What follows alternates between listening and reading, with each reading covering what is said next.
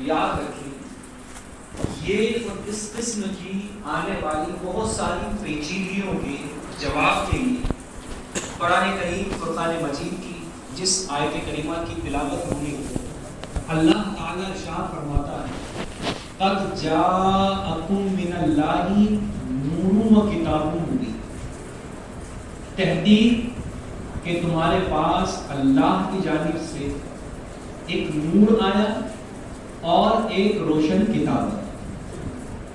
روشن کتاب کتاب مجید قرآن کریم، نور سے مراد اللہ جل شانہ کے پیارے محبوب جناب محمد رسول اللہ صلی اللہ علیہ وسلم۔ یہ کتاب مبین اور یہ نور مبین جب قرآن نازل ہو رہا تھا تب بھی، آج بھی، اور قیامت تک جتنے بھی مسلمان آئیں گے سب کے لیے کامل رہنما۔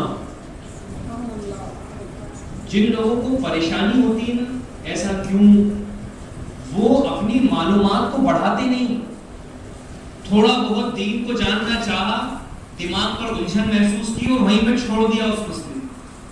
تو اگر ادھورا کسی چیز کو چھوڑا جائے تو دینی مسائل ہی کیا ہیں، دنیا میں بھی وہ آدمی کبھی کامیاب نہیں ہو سکتا۔ میں مثال دوں آپ کو، کئی لوگ آپ کے ارد گرد رہنے بسنے والے رشتہ دار، دوست یا جان میں پہچان میں آپ کو ایسے ٹکراتے ہوں گے، لوگ ان کے بارے میں کہتے ہیں یار یہ اتنی عمر ہو گئی اس کی آج تک کسی کام پہ لگا ہی نہیں۔ کیوں بھائی فلاں چیز پہ بھیجنا تھا نا، ارے گیا ہے جناب، گیریج پہ بھی گیا ہے، پھر کیا ہوا، تھوڑا دن گیا بس نہیں سمجھ میں آیا چھوڑ دیا، پھر اس کے بعد کیا کرنے لگا، اس کے بعد یہ مستری کے ساتھ کام پر چلا گیا، پھر وہاں کیا ہوا، تھوڑے دن تک گیا، پھر وہاں پر من نہیں لگا اس کا، اس نے چھوڑ دیا، پھر کیا کیا، پھر پینٹری پہ جانے لگ گیا۔ تو کام 50 کیے اس نے، مگر سب کے سب ادھورے چھوڑے تو کسی میں بھی کامیاب۔ اس کے ساتھ کے گیریج پر جانے والے بڑے بڑے میکینک بن گئے، اس کے ساتھ کے مستری بڑے بڑے ٹھیکیدار بن گئے، اس کے ساتھ کے پینٹر خود بڑے بڑے ٹھیکے لینے لگے، اور یہ وہیں کے وہیں رہا۔ کیوں بھائی، اگر وہ پیشہ اچھا نہیں تھا، اس میں فائدہ نتیجہ نہیں تھا، تو تیرے ساتھ کیوں ہوگا، اس کے ساتھ بھی ہونا تھا۔ وہ بڑھتا چلا گیا تو رک گیا، کیا وجہ ہوئی؟ وجہ یہی کہ مسئلہ چھیڑا تو تھا، سیکھنے میدان میں اترا تو تھا، تھوڑے بہت کے بعد تھک کے ہاتھ ڈال دیے تو ادھورا کے ادھورا رہ گیا، دوسرا پکڑ لیا، پھر ادھورا رہ گیا، پھر تیسرا پکڑ لیا۔ تو اس طرح سے ادھوری چیز چھوڑ کر تو جب دنیاوی چھوٹے چھوٹے کام کاج میں آدمی کامیاب نہیں ہو سکتا تو دین کے مسائل میں بھلا کب کامیاب ہو سکے؟ تو وہ جو لوگ الجھن کی شکار ہوتے ہیں کہیں نہ کہیں بہت بڑا حصہ انہی کی کمی کا، کہ اگر مسئلے کو چھیڑا تھا یا جانکاری جٹانے نکلے تھے تو کسی حد تک اسے پہنچا دینا چاہیے۔ آج خصوصیت کے ساتھ اسی کتاب مبین اور اس نور مبین کی اس مبارک دین میں، اس ماہ مبارک جسے رجب المرجب کہا جاتا ہے، کون سا مہینہ ہے؟ رجب کا مہینہ ہے۔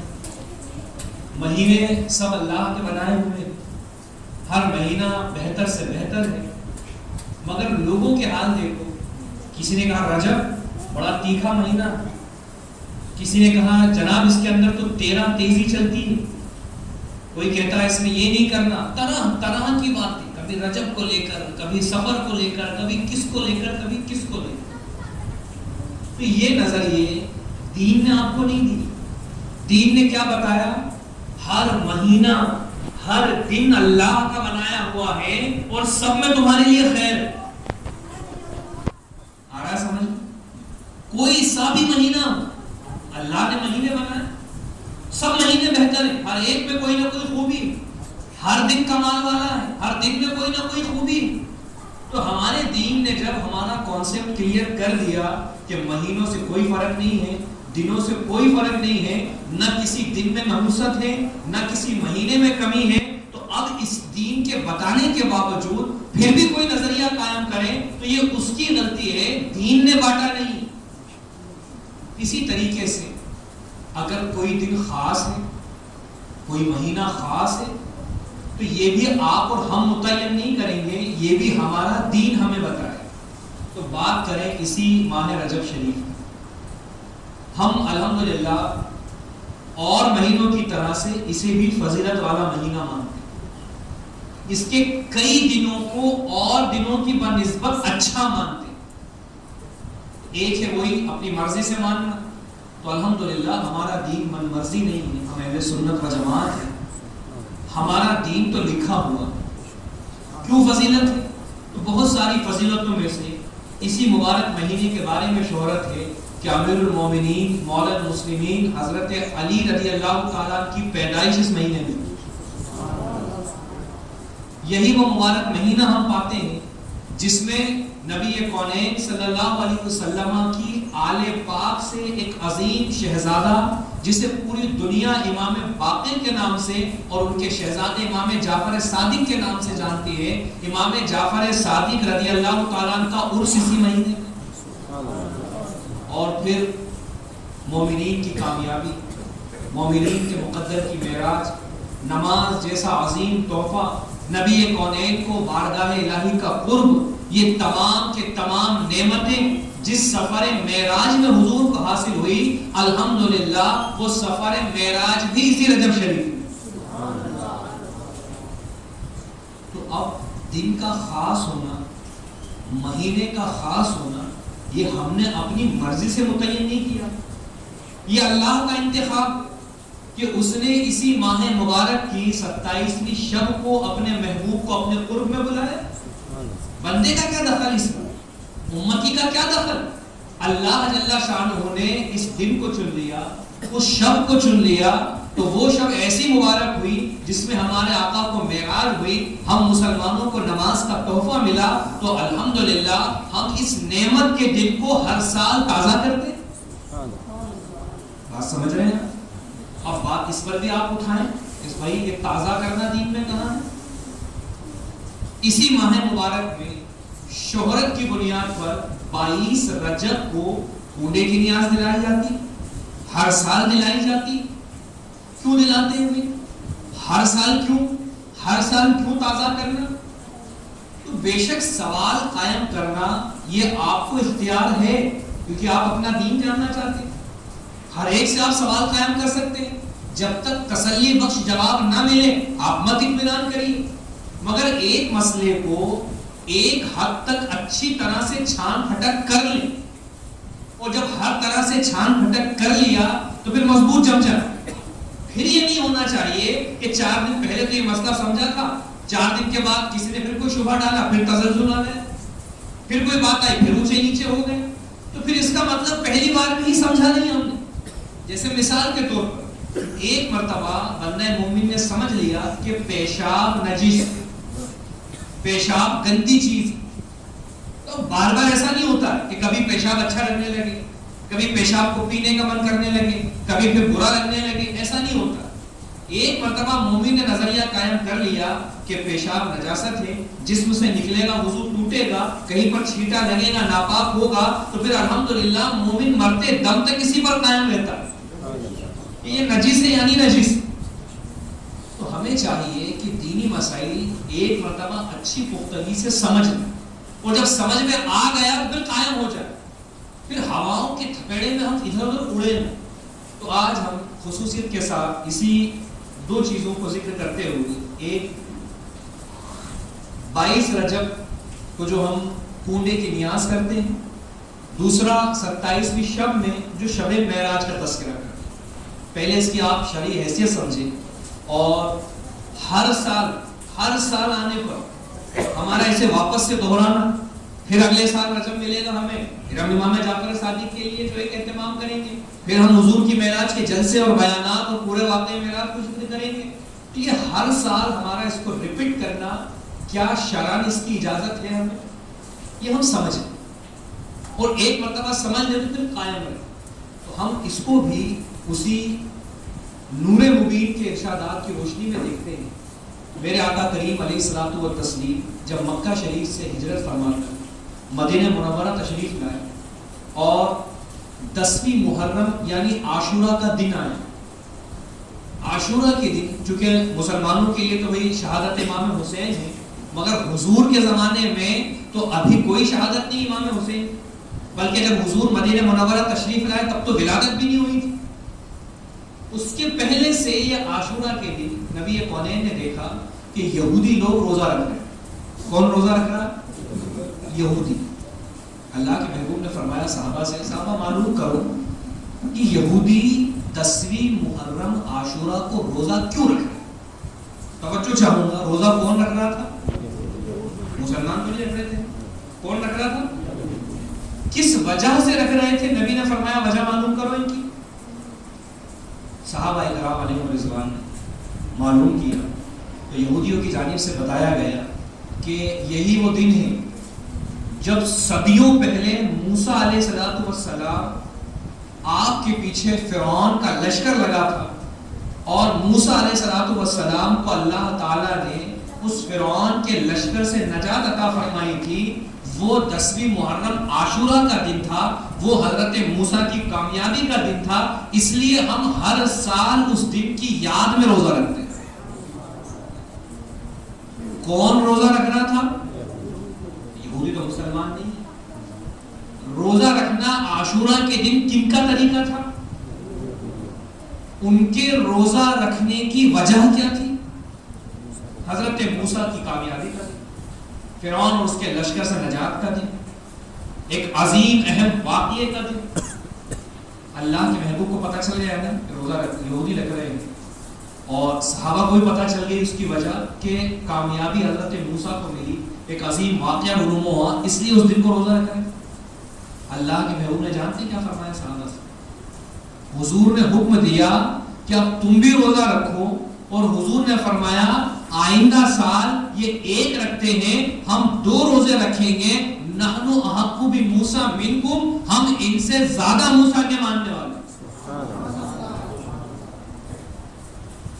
صحابہ نے روزہ رکھا، ایک نہیں بلکہ 2 روزے رکھے، تسلسل چلتا آیا۔ شہادت امام حسین تو بعد میں ہوئی ہے، عاشورہ کے دن کا اہتمام اور اس کا روزہ یہ پہلے سے چلا۔ پھر یہ نہیں، موسیٰ علیہ السلام کو، کیونکہ موسیٰ علیہ السلام کا زمانہ تو صدیوں پہلے 500 کچھ سال حضرت عیسیٰ علیہ السلام کے تشریف لے جانے کے بعد حضور آئے۔ کتنے سال کا عرصہ؟ 500 سال سے زائد حضرت عیسیٰ کو، اور حضرت موسیٰ حضرت عیسیٰ سے بھی پہلے، تو اتنے 100 سال پہلے کچھ ہوا۔ یہودی ہر سال اس کی یاد منا رہے ہیں، اللہ کے محبوب بھی یاد منا رہے ہیں، خود بھی روزہ رکھ رہے ہیں، صحابہ کو بھی روزے کا حکم دیا۔ کیا پتہ چلا کہ جس دن میں کوئی اہم واقعہ رونما ہو، کوئی دینی اہم بات ہو، اس دن کو یادگار کے طور پر نبی کونین صلی اللہ علیہ وسلم نے بھی منایا، اپنے صحابہ کو منانے کا حکم دیا، بھلے ہی وہ واقعہ کتنی پہلے کا ہو، مگر جب سال میں گھوم کر وہ موقع آتا ہے تو اس واقعے کی یاد کو تازہ کیا جاتا ہے۔ یہ ہمیں اس نور مبین کی مبارک سیرت سے دلیل بھی۔ تو الحمدللہ اسی ماہ مبارک 26ویں گزار کر 27ویں شب، جسے شب معراج کہا جاتا ہے، اس دن اللہ نے اپنے محبوب کو اپنے دیدار سے مشرف فرمایا۔ مومنین کے لیے اہم العبادات نماز کا تحفہ عطا فرمایا، مغفرت کی صدائیں بلند ہوئی۔ اس نعمت کے دن کو جب سے لے کر آج تک ہم مسلمان بھی مناتے چلے۔ بات آئی آپ کو سمجھ؟ اور شہرت کے مطابق چونکہ اللہ کا کوئی بھی ولی ہو، اس کی حیات میں جو اس کا منصب اور مقام ہوتا ہے، پردہ فرمانے کے بعد اس کے منصب اور بڑھ جاتے ہیں۔ اس کی مثال کو بزرگوں نے فرمایا کہ ایک اللہ کا نیک بندہ، اس کے تصرفات دنیا میں پنجرے کے پرندے کی طرح سے، پرندہ پنجرے میں بند اڑتا کب بھی کتنا اڑے گا؟ بند پنجرے کا پرندہ کتنا اڑے گا؟ جتنے پنجرے کے اندر اسپیس ہے، اتنا بڑا اگر پنجرا ہے تو اتنی اسپیس میں اڑے گا، اتنا بڑا پنجرا کر لیں گے تو اتنا اڑے گا۔ ایسا نہیں کہ اس کی پرواز میں کمی ہے، مگر چونکہ وہ پنجرے کا دائرہ ہی اتنا ہے، مگر اس پرندے کو پنجرے سے کھول دیا جائے، اب اس کی پرواز کیسی ہوگی، کہاں کہاں جائے گا؟ تو فرمایا اللہ کے نیک بندے اولیاء کے لیے یہ دنیا پنجرہ ہے، تو یہاں تم اتنی ہی ان کی طاقت اور قوت اور تصرف دیکھتے ہو، مگر جب انتقال ہوتا ہے، روح جسم سے نکلتی ہے، گویا اب اس پنجرے سے آزادی ہے، اب ان کی قوتوں کے کیا کہنے۔ اسی لیے نا ہم عرس مناتے ہیں۔ عرس کس موقع پہ ہوتا ہے؟ کسی بھی بزرگ کے وصال کے دن کو عرس کہا جاتا ہے۔ تو نادان تو کہہ سکتا ہے کہ صاحب اس دن تو ان کا انتقال ہوا تھا، انتقال والے دن تو غم ہوتا ہے، آپ عرس منا رہے ہیں، عرس میں آپ خوشی کر رہے ہیں، ان کے فضائل بیان کر رہے ہیں۔ تو جناب جس دن ان کا انتقال ہوا، ظاہری نظر سے چھپ جانے کی وجہ سے لوگوں کے دل پر غم آیا، تو شریعت نے 3 دن سے زیادہ غم کی اجازت نہیں دی۔ عورت کو شوہر کے انتقال پر 4 مہینہ 10 دن کے سوگ کی اجازت دی، اس کے بعد تو بیوہ بھی دوسرا نکاح کر سکتی ہے، تو سالوں سال غم منانا اس کی تو اجازت ہی نہیں۔ مگر چونکہ اب اس دن ان کی معراج ہوئی، اس دن ان کے مقدر کی بلندی ہوئی، پوری دنیا اطاعت کرتے ہوئے جس نبی کی زیارت اور جس خدا کے قرب کے لیے انہوں نے کاٹی، جیسے انتقال ہوا محبوب کے وصال کی طرف بڑھ گئے، تو وہ ان کی کامیابی کا دن ہے، اس لیے عرس کے طور پر اسے منایا جاتا ہے۔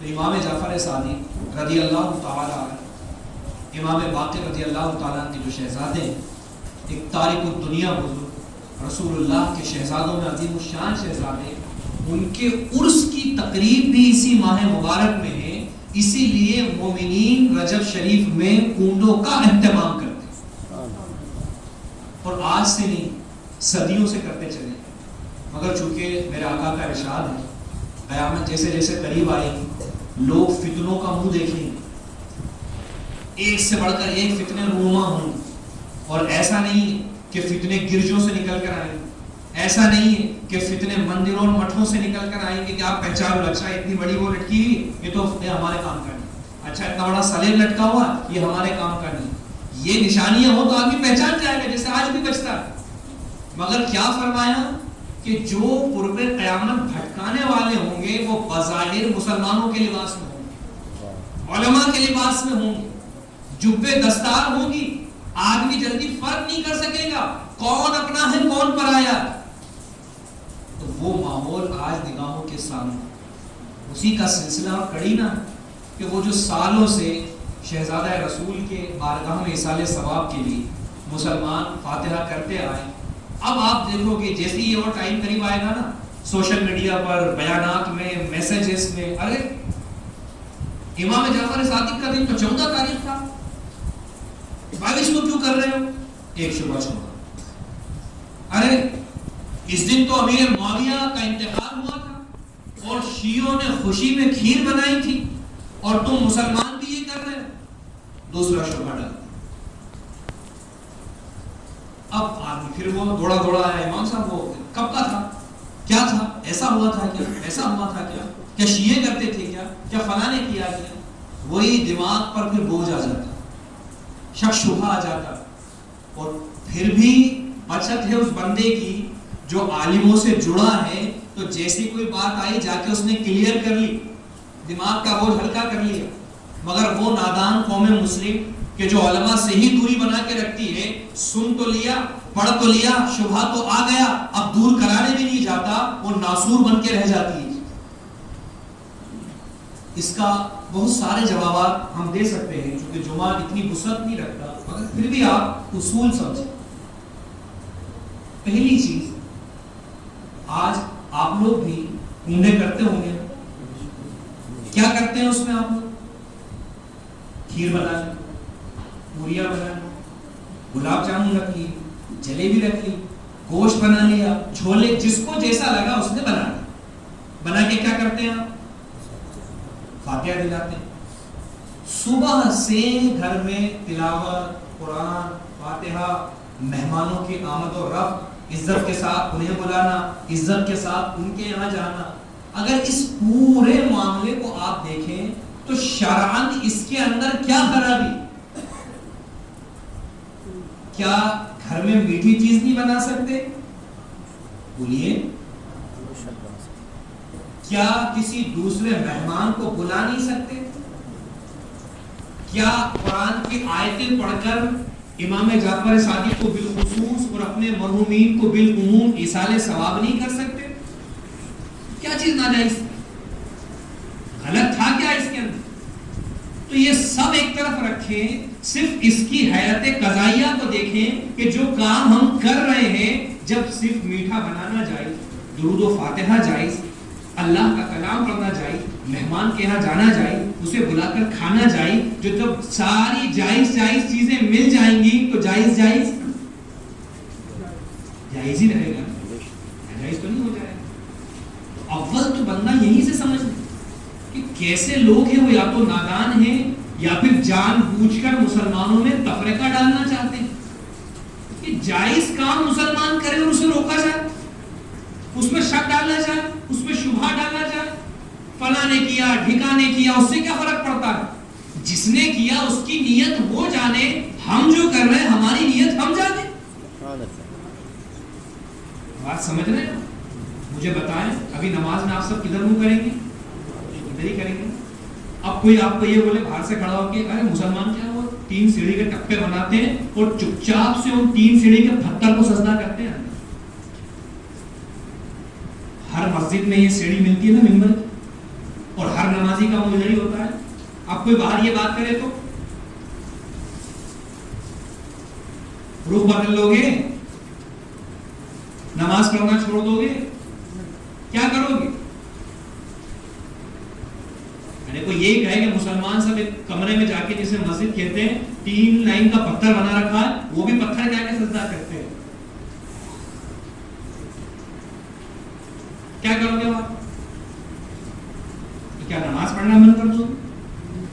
یہی کہے گا نا آدمی کہ وہ نادان خود اپنے اندر بدگمانی لیا ہوا، ہمیں اس سیڑھی سے مطلب نہیں ہے، ہم اہل ہند کے لیے پچھم قبلہ کی ڈائریکشن کیا ہے؟ ڈائریکشن ہے، اس لیے ہم اس ڈائریکشن کی طرف رخ کرتے ہیں۔ مسجد ہی نہیں، ہم اپنے گھر میں بھی اس ڈائریکشن کو دیکھیں گے، میدان میں بھی اس ڈائریکشن کو دیکھیں گے، ٹرین میں سفر میں تو بھی ڈائریکشن دیکھیں گے، تو ہمارے لیے صرف اس طرف کیا ہے؟ دشا ہے، ڈائریکشن۔ سامنے ممبر، اس سے ہمیں فرق نہیں پڑتا۔ اب تیری گھٹیا سوچ ہے کہ تو نے کسی بت کے آگے جھکنے والے کو دیکھا کہ اس کے سامنے بھی پتھر تھا، ہمارے سامنے بھی پتھر تھا، اس سے کیا فرق پڑتا ہے؟ اس بت کے آگے جھکنے والے کی نیت اس کے ساتھ اور ہماری نیت ہمارے ساتھ۔ بات آ رہی ہے سمجھ؟ یہودی اس روزے کو رکھ رہے تھے، نبی نے رکھا تو یہودیوں کی نیت وہ جانے اور صحابہ کی نیت وہ جانے۔ خالی 2 لوگوں کا ایک جیسا کوئی چیز کو کر لینا، اتنی بات ناجائز ہونے کی دلیل ہو جائے گی؟ فلاں بھی کر رہا تم بھی کر رہے او تو جناب آپ کے اسی شہر مبارک میں رات کے وقت کھچڑی غیر ایمان والے بھی کھاتے ہیں، بند کر دو پھر، کیوں غیر کھاتے ہیں صاحب؟ تم تو ان کی نقل کر رہے ہو، مشابہت کر رہے ہو، کفر والوں کا طریقہ اپنا رہے ہو۔ آپ یہی کہو گے نا اس کہنے والے کو، جناب علاج کرائیے دماغ، اور نہ ہو تو چندہ کر کے ہم کروا دیں، مگر فتنہ نہ ڈالیں۔ تو یہی چیز آپ وہاں کیوں نہیں سمجھتے کہ ہم نے جو بنائی، ہمارے دماغ میں تو نہ شیعوں کا تصور ہے، نہ میرے معاویہ کی شہادت کا تصور ہے، ہم تو عاشق اہل بیت ہیں، حضور کے شہزادے امام جعفر صادق کی محبت میں، ان کی بارگاہ میں بھی اس بہانے ایصال ثواب، اور ہمارے مرحومین کی بارگاہ میں بھی ایصال ثواب، مہمانوں کا آنے جانے کی نعمت الگ، محبت کے انداز میں پیش آنے کی نعمت الگ، قرآن کا پڑھنا الگ، اتنی ساری بھلائیاں جمع ہو رہی ہیں، اور آپ یہاں وہاں کی بات کر کے اس جائز چیز میں رکاوٹ بن رہے ہیں۔ آپ جانے کس نے کیا کیا، شیعہ کیا سوچتے تھے، کیا کرتے تھے، ہماری نیت ہمارے ساتھ۔ آ رہا آپ کو سمجھ؟ آج اگر اس مسئلے کو بندہ اچھے سے سمجھ تو کوئی یہ کہے کہ اس دن تو امیر معاویہ کی خوشی میں شیعوں نے کیا ہوگا، اگر انہوں نے کیا بھی ہوگا، ان کی وہ جانے، ہمیں اس سے کیا مطلب؟ ہم جس نیت سے کر رہے ہیں ہماری نیت صحیح ہے، اور ہم جس کام کو کر رہے ہیں وہ کام صحیح ہے، تو جب نیت و کام دونوں صحیح ہو تو کسی تیسرے کا کرنا اسے غلط کیوں کر دے گا؟ سمجھ رہے ہیں آپ؟ تو مسلمانوں اسلام کے اصول کو علماء سے سمجھو. اب لوگ یہ سب ڈیٹیل نہ سمجھتے ہوئے صرف یہ کہتے ہیں یار کیا پتا کیا مسلمانوں میں انتشار پڑا ہوا ہے, اسی پونڈے میں, اسی رجب میں بعض محلے ایک دم چہل پہل سے بھرے ہوئے ملیں گے, بعض جگہ سناٹا چھائے گا, کوئی اہتمام نہیں. اسی شب معراج میں بعض جگہ مسجدوں میں بیان ہو رہے ہیں, مجلسوں میں بیان ہو رہے ہیں, حضور کی معراج بیان کی جا رہی ہے, بعض مسجدوں میں تالے پڑے ہیں, کچھ بھی نہیں ہو رہا. اسی جشن ولادت حضور کے موقع پر بعض جگہ چراغے ہو رہے ہیں, گلیاں سجائی جا رہی ہیں, گھر سجائے جا رہے ہیں, اور بعض جگہ اندھیرا کے اندھیرے ہی پڑا. اسے آپ ایک دوسرے کی فکر پر نہ سوچیں, ان کی سوچیں وہ ایسا کریں, ان کی سوچ ایسا کریں. اہل سنت و جماعت یہ اپنی سوچ سے دین پہ نہیں چلتے, بلکہ الحمدللہ جو دین لکھا ہوا ہے اپنی سوچ کو اس دین کے مطابق بناتے.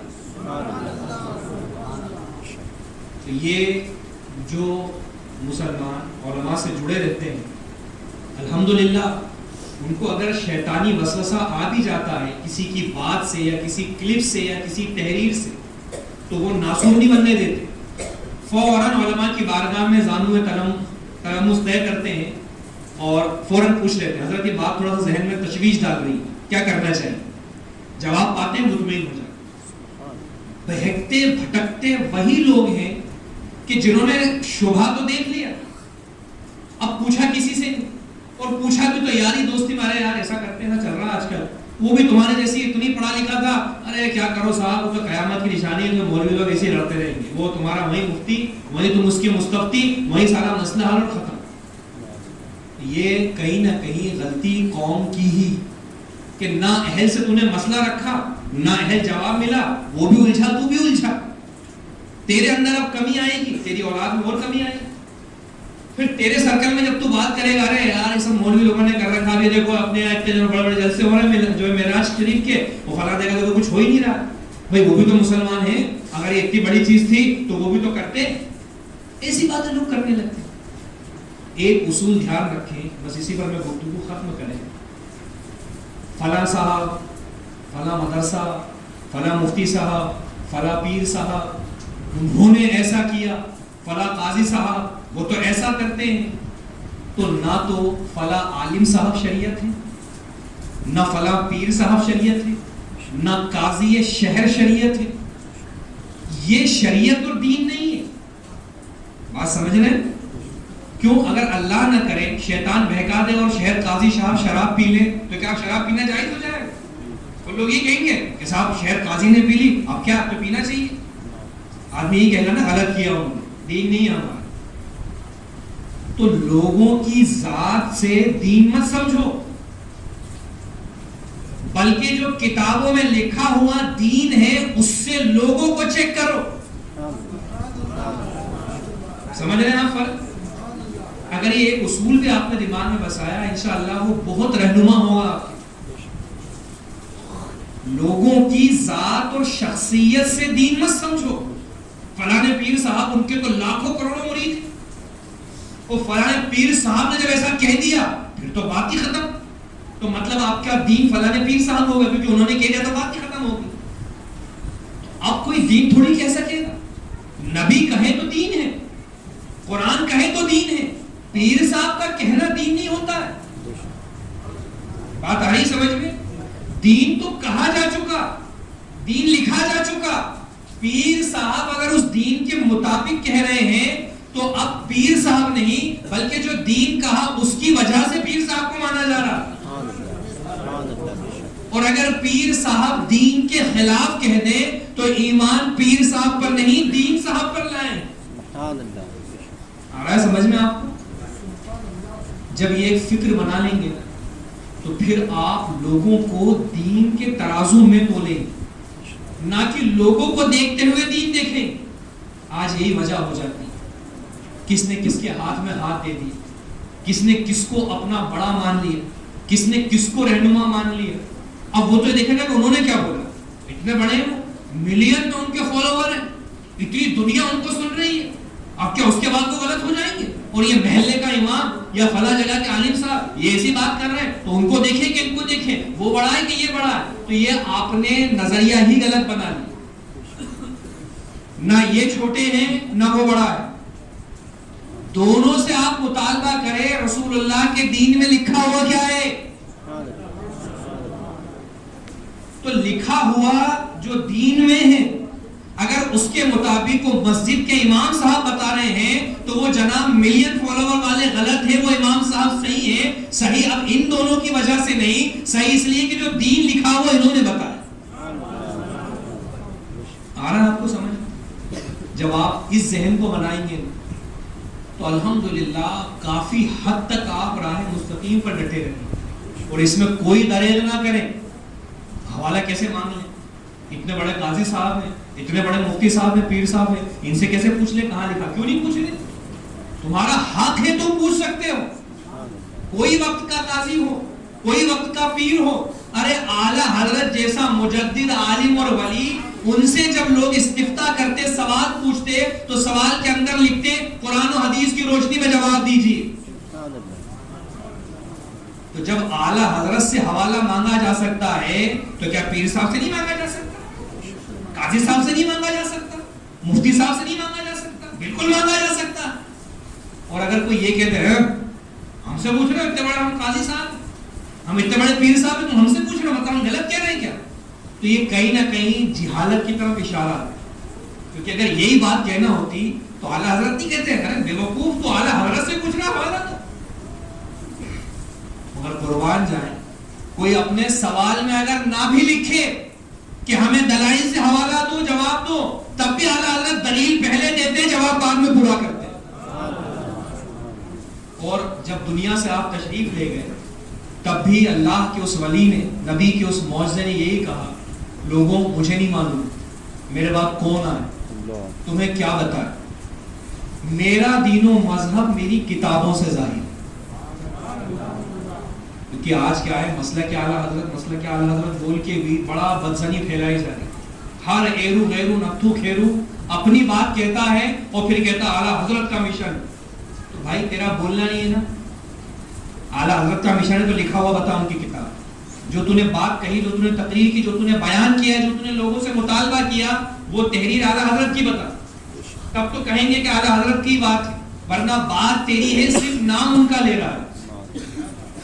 مسلمانوں کوئی بھی مسئلہ ہو، آپ کا دنیاوی ہو، کاروباری ہو، معاشرے کا ہو، معاملات اہل سنت کا ہو، ایک ذہن بنا لیں کون کیا کر رہا ہے یہ نہیں دیکھیں گے، شریعت میں لکھا ہوا کیا ہے وہ پیش کیا جائے.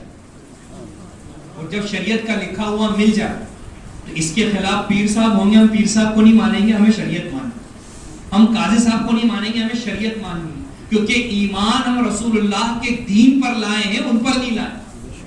وہ خود ہمیں اسی دین تک پہنچانے کا ذریعہ، اور جب ذریعہ ہی بھٹک جائے گا تو کیا خاص دین تک پہنچیں گے؟ تو آپ اس پر خوب دل دماغ کو جمائیں بنائیں. ابھی تو پھر بھی کم ہے، جیسے جیسے قیامت قریب آئے گی، آج آپ جتنے فتنے دیکھ رہے ہیں آپ کی نسلوں کو، آپ کی اولادوں کو اور زیادہ دیکھنا ہے. اگر قیامت میں اور مدت ہوئی تو ان کی اولادوں کو اور دیکھنا. تو یہ آپ کی اپنی اولاد کے حوالے سے بھی ذمہ داری بنتی ہے کہ اپنے بچوں کو دین کے اصول دل دماغ میں بٹھائیں، تاکہ بیٹا مطمئن رہے کہ میرے والد مجھے اپنی حیات میں ہی سارا دین سمجھا گئے تھے، اب کتنے فتنے آئے الحمدللہ مجھ میں تزلزل نہیں آ سکتا. پروردگار عالم جل شانہ کی بارگاہ میں دعا ہے کہ اللہ تعالی ہمیں اچھی سلجھے ہوئے ذہن کے ساتھ لکھا ہوا دین سمجھنے کی توفیق عطا فرمائے، اور اسی لکھے ہوئے دین کو جو علماء بتاتے ہیں، جو قاضی حضرات بتاتے ہیں، جو پیران نظام بتاتے ہیں، ایسے ہی بڑوں کا دامن تھامنے کی توفیق عطا فرمائے. کہنے سننے میں غلطی ہو تو مولا تعالی معاف فرمائے. استغفر اللہ ربی من کل ذنب واتوب الیہ وما علینا الا البلاغ. السلام علیکم ورحمۃ اللہ وبرکاتہ.